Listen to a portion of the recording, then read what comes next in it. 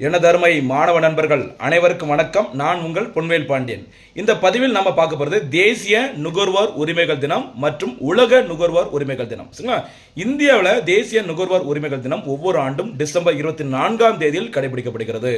நுகர்வோர்கள் பயன்படுத்தக்கூடிய பொருட்கள் தொடர்பான விழிப்புணர்வு, ஏதாச்சும் கம்ப்ளைண்ட் இருந்ததுன்னா அவங்களுக்காகவே ஒரு அவேர்னஸ் கொண்டு வரணும் அப்படிங்கிறதுக்காக தான் இந்த தேசிய நுகர்வோர் உரிமைகள் தினம் கடைபிடிக்கப்படுகிறது.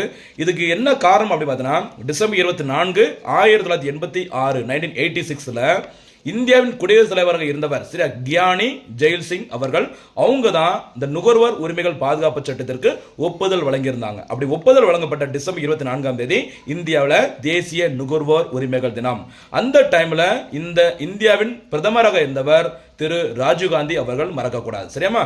அதே மாதிரி இந்த நுகர்வோர் உரிமைகள் தொடர்பான இலவச அழைப்பு எண் ஒன்று இருக்குது, டோல் ஃப்ரீ நம்பர் 14404 என்பது குறிப்பிடத்தக்கது.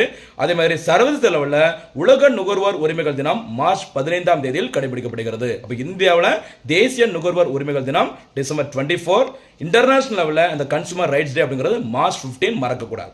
இன்றைய பதிவிற்கான கேள்வி: நுகர்வோர் பாதுகாப்பு சட்டம் எந்த தேதியில் எப்போது இயற்றப்பட்டது? அதற்கு யார் ஒப்புதல் வழங்கினாங்க? குடியரசுத் தலைவரின் பெயரை மறக்காம கமெண்ட்ல சொல்லுங்கம்மா.